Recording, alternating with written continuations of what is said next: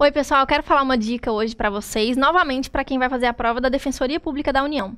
O informativo que a gente vai analisar é o 538 do STJ, que ele fala tanto de execução fiscal como dos beneficiários da justiça gratuita, lá da Lei 1060/50. Então, pode ser que caia na sua prova em direito processual civil ou em direito tributário, porque está falando de execução fiscal.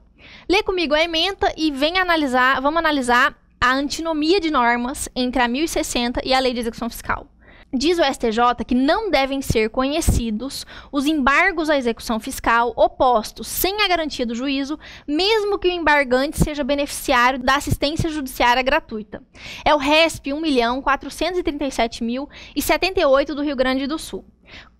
Vem comigo analisar as duas normas. A Lei de Execução Fiscal, no artigo 16, parágrafo 1º, ela exige a garantia do juízo como condição de procedibilidade da execução fiscal.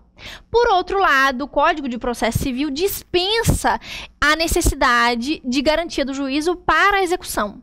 Como que fica, além disso, além do Código de Processo Civil dispensar a garantia do juízo atualmente, numa lei recente que houve no Código de Processo Civil, nós temos a Lei 1060 de 50, que fala no seu artigo 3º, numa cláusula genérica e abstrata, visando dar uma preferência, um privilégio processual para aquelas pessoas hipossuficientes. Ela fala que haverá isenção para os beneficiários da justiça gratuita de custas, honorários advocatícios, de uma maneira geral. Só que ela não fala, no artigo 3º da 1060, ela não fala nada sobre a garantia do juízo numa execução.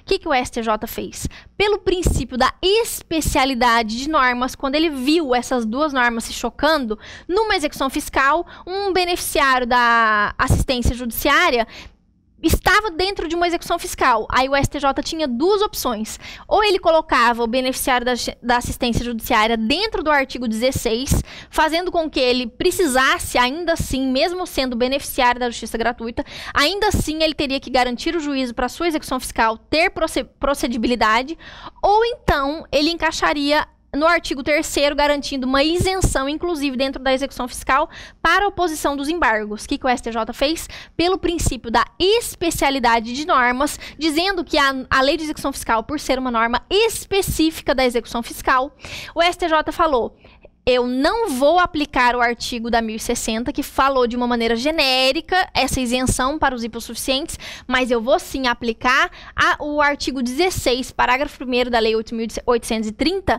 que falou especificamente da necessidade de garantir o juízo. Então, é uma decisão que não privilegia o hipossuficiente, pelo contrário, ela o prejudica, mas foi assim que o STJ entendeu e a gente não vai criticar o que o STJ falou. Para passar, a gente sabe, a gente precisa aprender e memorizar o que o STJ pensa. Depois que você for aprovado, que você já for ser o defensor público federal, aí sim você fala que o STJ tá errado. Mas, por enquanto, memorize esse entendimento. O que tá em amarelo vai cair na sua prova, eu tô imaginando. Mas se não cair, também aprendeu para as próximas provas, tá bom? Semana que vem a gente volta com outra dica. Até!